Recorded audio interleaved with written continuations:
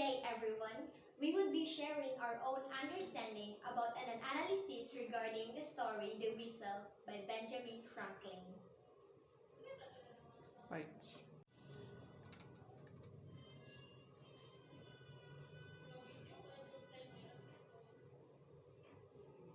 Hi, Maureen. Any comment about you reading the whole story? Can you share about it?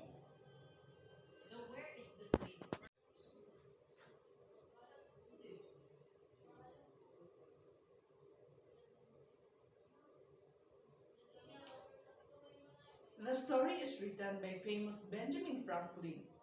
It is a short narrative story that readers may learn moral lessons applicable to everyday activities.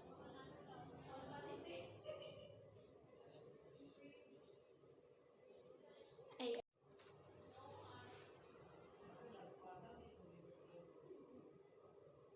So how, Maureen?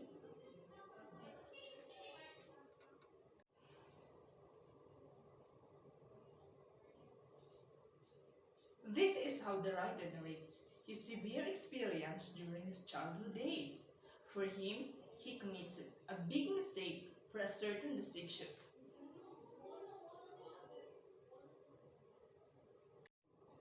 Tagan ako sa dako-dako nga type para makapa.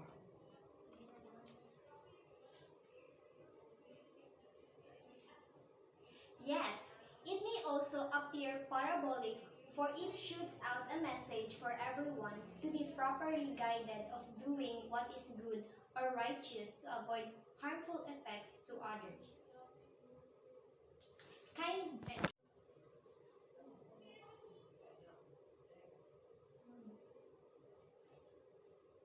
kindly expound his experiences, Maureen.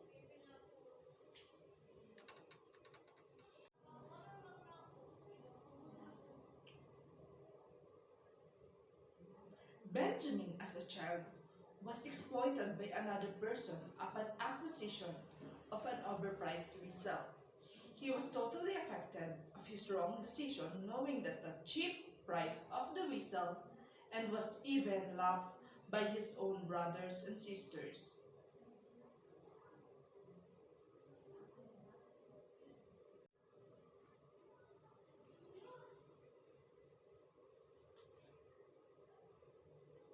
So, does it mean that the whistle plays a big role not only to the story but applicable to anyone who may engage in certain activities that needs to weigh down which is good or not in making decision?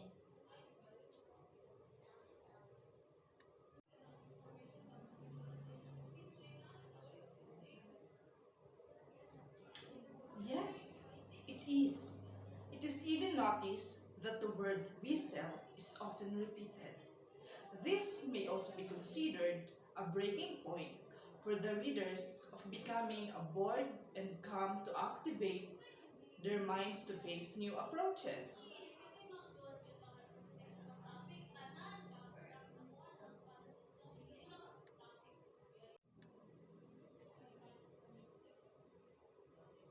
What does it mean, Maureen? Maureen? Sige lang. Usab, usab. What does it mean, Sheza? Sheza na po. What does it What does it mean, Maureen?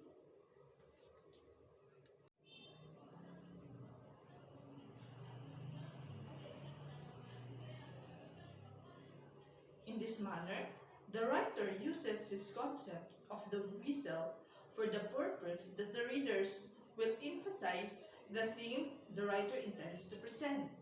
It is the whistle that stands or shapes the manner of wastages of time and money, and how our one should manage to save it.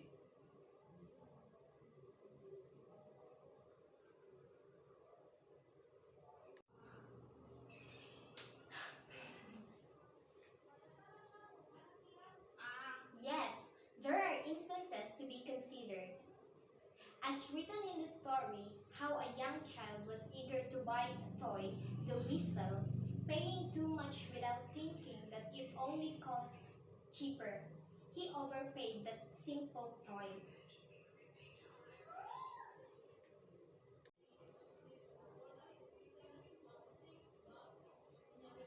Did he even realize it?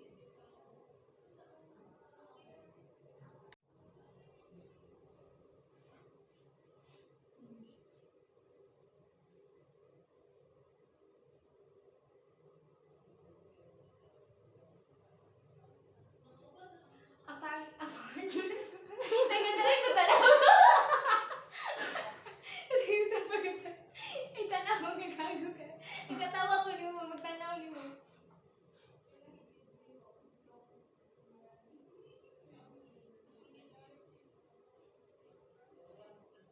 Upon realizing of this mistake, which in turn in a learning point that one would pin into his mind not to commit it again.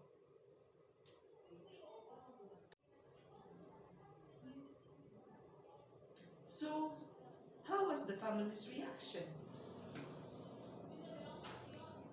The video good. Si Sana lang, aron dali ra ko insert. Mm.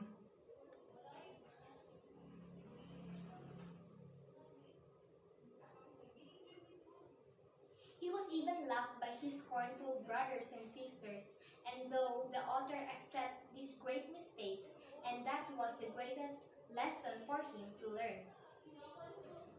For this incident, it is not reasonable to buy unnecessary things. Prioritize what is needed at a real cost.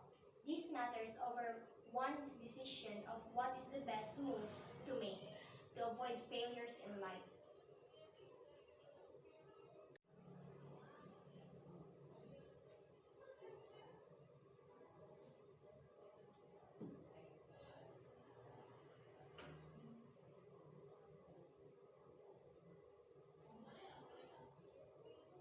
Ano may basa sam?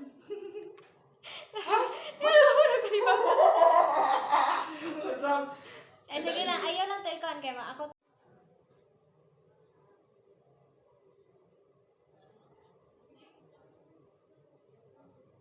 exactly, as the author said, that it is the whistle that comes immediately into his mind whenever he sees people spending too much money and time and disregarding how to value money. An example of this are those people who appear to be wealthy in the appearance and the place he lives and put himself to prison due to big debt. He spends so much beyond his earning and he pays too much for a whistle. or we still.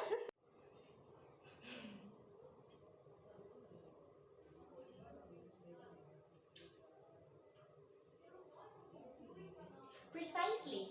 There are some that are not very pretentious dealing with well-to-do friends and not thinking the sacrifice of hard works from his or her parents in order to sustain his studies in college or universities.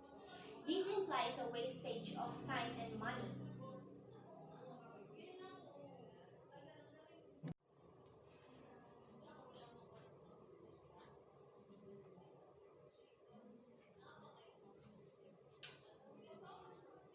The whistle almost signifies a whole person's character, how to manage it, how to think, and how to apply that drives him out to a good outcome.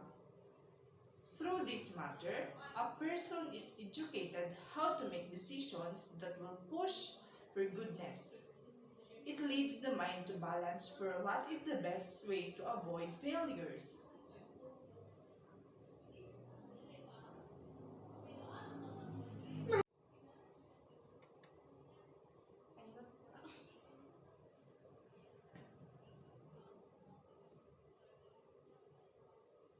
Actually, as a whole person with dignity, this give him a way to become famous engaging righteous works, and others may do it, I do it. Sasapo-sapo.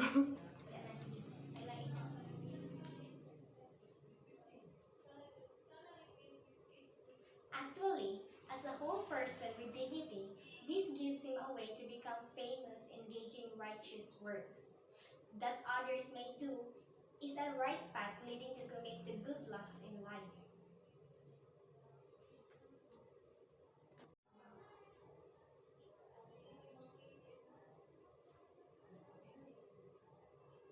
Way back to the author's story about his brothers and sisters who portrayed as scornful people becomes the turning point of Benjamin to become successful and famous.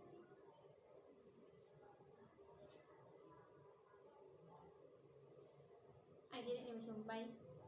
Isumpay na ko usab.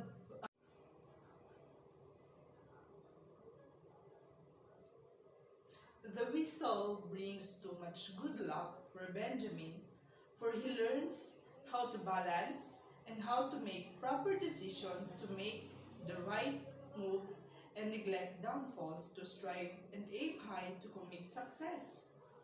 It is the story. Usab, dapat mag-question ako. Ay, oo.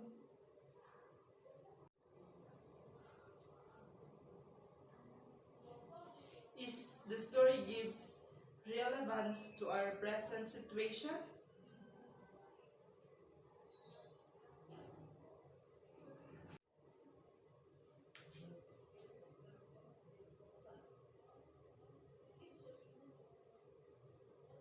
Yes, there are many instances of becoming puzzle-headedness.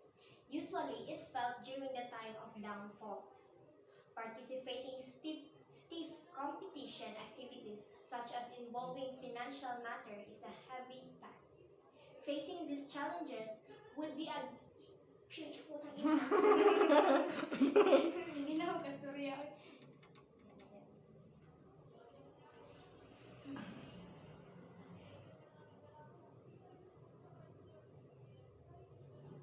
There are many instances of becoming puzzle-headedness.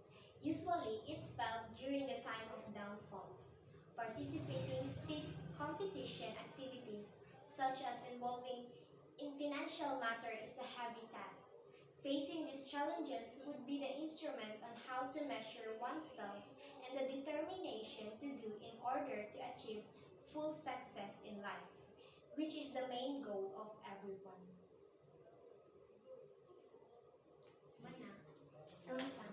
Thank you, Sheza, for sharing your ideas. Keep safe and goodbye. Usab, good. Thank you, Sheza, for thank you, Maureen. Thank you, Maureen, for sharing your ideas and keep safe and goodbye. Sorry, keep safe and And that's all. Ano na lang? that's all. And And what's up? goodbye na lang. Thank you, Maureen, for sharing your ideas. Keep safe and goodbye. Goodbye. Sabi ako. Yeah. Thank you for sharing your ideas, Maureen. Goodbye. I keep safe. It's okay. No, it's okay. Keep Ah. safe. Keep safe and goodbye. Thank you for listening. Ano na lang? Thank you for listening in Glad Shows. So, thank you, thank you, Maureen, for sharing your ideas. Keep safe and goodbye. Ikaw. Sorry. Formal na ta. And thank you also, Glenn, for sharing relevant information for the Take one. to join. Sige. Thank you also, Glenn, for Four. Thank you also, Glenn, for sharing Thank you also, Glenn, for sharing relevant information for the discussion that we have today. Kagara!